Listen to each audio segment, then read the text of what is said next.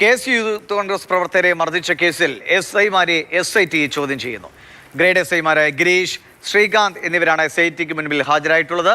ക്രമസമാധാന ചുമതലയുണ്ടായിരുന്ന ADGP MR Ajith കുമാറിന്റെ ഓഫീസിൽ റിപ്പോർട്ടുകൾ പരിശോധിച്ചിരുന്നവരാണ് ഇരുവരും എന്നതാണ് ഈ ചോദ്യം ചെയ്യലിനുള്ള ആധാരം.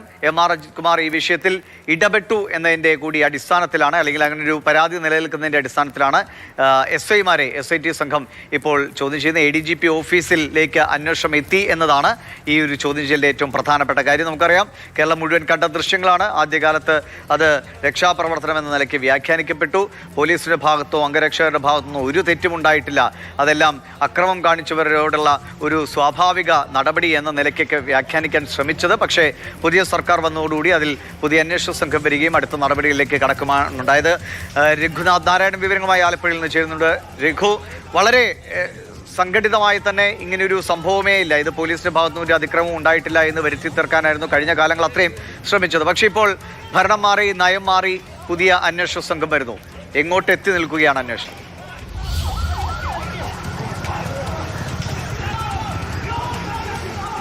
മർദ്ദനമേറ്റവരുടെ പ്രധാനപ്പെട്ട പരാതി, ആരോപണം എന്ന് പറയുന്നത് ഈ രക്ഷാപ്രവർത്തനം എന്നുള്ളതിൻ്റെ ആദ്യത്തെ റിപ്പോർട്ട് അങ്ങനെയായിരുന്നില്ല. അന്ന് SP ആയിരുന്ന ചൈത്ര തെരേസ ജോൺ ഉൾപ്പെടെയുള്ള ആളുകൾ എന്താണ് സംഭവിച്ചതെന്ന് കൃത്യമായ റിപ്പോർട്ട് ADGPയുടെ ഓഫീസിലേക്ക് നൽകിയതാണ്. എന്നാൽ പിന്നീട് അവിടെ നിന്ന് ചില ഇടപെടലിനെ തുടർന്നാണ് ഇത് തിരുത്തിയത് എന്നുള്ളതാണ് ആരോപണം. ഇത് ഈ ഉന്നത ഉദ്യോഗസ്ഥരുടെ പങ്കും അന്വേഷിക്കണമെന്ന് ആവശ്യപ്പെട്ട് ഈ മർദ്ദനമേറ്റവർ ആഭ്യന്തരമന്ത്രിക്കും മുഖ്യമന്ത്രിക്കും പരാതിയും നൽകിയിരുന്നു. അതിൻ്റെ അടിസ്ഥാനത്തിലാണ് ഏതെങ്കിലും രീതിയിലുള്ള ഈ അന്വേഷണത്തിൽ അട്ടിമറി ഉണ്ടായിട്ടുണ്ടോ എന്ന് മനസ്സിലാക്കുന്നതിന് വേണ്ടിയാണ് അന്ന് ADGPയുടെ ഓഫീസിലുണ്ടായിരുന്ന 2 ഗ്രേഡ് SIമാരെ ചോദ്യം ചെയ്യലിന് ഹാജരാവാൻ വേണ്ടി, അല്ലെങ്കിൽ മൊഴിയെടുക്കുന്നതിന് ഹാജരാവാൻ വേണ്ടി SIT നോട്ടീസ് നൽകിയത്. അവർ 12 മണിയോടുകൂടി ഇവിടെ ക്രൈംബ്രാഞ്ചിൻ്റെ ഓഫീസിലെത്തി മൊഴിയെടുപ്പ് തുടരുകയാണ്. പ്രധാനമായും ഈ അല്ലെങ്കിൽ ആലപ്പുഴ ജില്ലയിൽ നിന്ന് ആലപ്പുഴ ജില്ലാ പോലീസ് മേധാവി ആദ്യം നൽകിയ റിപ്പോർട്ടിൽ എന്താണ് വസ്തുത എന്നുള്ള റിപ്പോർട്ടിൽ ഏതെങ്കിലും രീതിയിലുള്ള മാറ്റങ്ങൾ വരുത്തിയിട്ടുണ്ടോ എന്ന് ചോദിച്ചറിയാൻ വേണ്ടിയാണ് ഈ 2 SIമാരെയും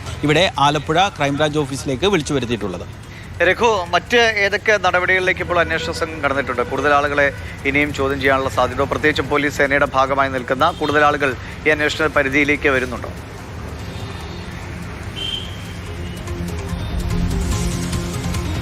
ഈ കേസിലെ പ്രതികളെ ചോദ്യം ചെയ്യുക എന്നുള്ളതാണ് ഈ കേസിലെ ഏറ്റവും നിർണായകമായ ഘട്ടം. ആ ഘട്ടത്തിലേക്ക് എത്തണമെന്നുണ്ടെങ്കിൽ ഈ പ്രതികളുടെ മുൻകൂർ ജാമ്യാപേക്ഷ സംബന്ധിച്ചുള്ള അന്തിമ വിധി വരണം. 6-ാം തീയതി ശനിയാഴ്ചയാണ് 5 പ്രതികളുടെയും 1 മുതൽ 5 വരെയുള്ള മുഴുവൻ പ്രതികളുടെയും മുൻകൂർ ജാമ്യാപേക്ഷയിൽ ആലപ്പുഴ സെഷൻസ് കോടതി വിധി പറയുക. അഥവാ ഇവർ അല്ലെങ്കിൽ അവർക്ക് മുൻകൂർ ജാമ്യാപേക്ഷ നിഷേധിക്കുകയാണെങ്കിൽ സ്വാഭാവികമായിട്ട് തന്നെ പ്രതികൾ ഹൈക്കോടതിയിൽ പോകും. അതിനുശേഷം മാത്രമായിരിക്കാം ഇവർക്ക് നോട്ടീസ് നൽകി. അതായത് അങ്ങനെ ഒരു കീഴ്വഴക്കമുണ്ട്. മുൻകൂർ ജാമ്യാപേക്ഷയ്ക്കായി ഏതെങ്കിലും കേസിലെ പ്രതികൾ കോടതിയിൽ പോയാൽ അത് തീർപ്പാകുന്നിടം വരെ അവരെ അറസ്റ്റ് ചെയ്യില്ല, അല്ലെങ്കിൽ ചെയ്യരുതെന്നുള്ള നിയമമൊന്നുമില്ല.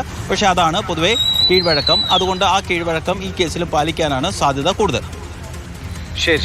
രഘുനാഥ് നാരായണനാണ് വിവരങ്ങൾ നൽകിയത്. ആലപ്പുഴയിലെ രക്ഷാപ്രവർത്തനവുമായി ബന്ധപ്പെട്ട SITയുടെ അന്വേഷണം ഇപ്പോൾ ADGP ഓഫീസിലേക്ക് എത്തിയിരിക്കുന്നു. അവിടെ അതിൻ്റെ ഫയലുകളൊക്കെ പരിശോധിച്ചിരുന്ന 2 SIമാരെ ഇപ്പോൾ SIT ചോദ്യം ചെയ്തു വരുന്നു എന്നതാണ്. MR അജിത് കുമാറിൻ്റെ ഓഫീസിൽ തന്നെയാണ് ഈ ഒരു ചോദ്യം ചെയ്യൽ അല്ലെങ്കിൽ റിപ്പോർട്ടുകൾ പരിശോധിച്ചിരുന്ന ഇവർ ജോലി ചെയ്തിരുന്ന. അതിൻ്റെ കൂടി അടിസ്ഥാനത്തിലാണ് അദ്ദേഹം ഈ വിഷയത്തിൽ അല്ലെങ്കിൽ ഈ കേസിൽ ഇട്ടിരുന്നു എന്ന ആരോപണം കൂടി ഉണ്ടായിരുന്നു. അതിൻ്റെ കൂടി അടിസ്ഥാനത്തിലാണ് ഇവരിലേക്ക് ചോദ്യം ചെയ്യലെത്തി നിൽക്കുന്നത്. പിന്നെ രഘു പറഞ്ഞ പോലെ 6-ാം തീയതിയാണ് കോടതിയിൽ ഈ മുൻകൂർ ജാമ്യാപേക്ഷയുമായി ബന്ധപ്പെട്ട തീരുമാനം വരുന്നത്. അത് അനുകൂലമാകുന്ന മുറയ്ക്ക് പോലീസ് അടുത്ത നടപടികളിലേക്ക് കടക്കുകയും ചെയ്യും.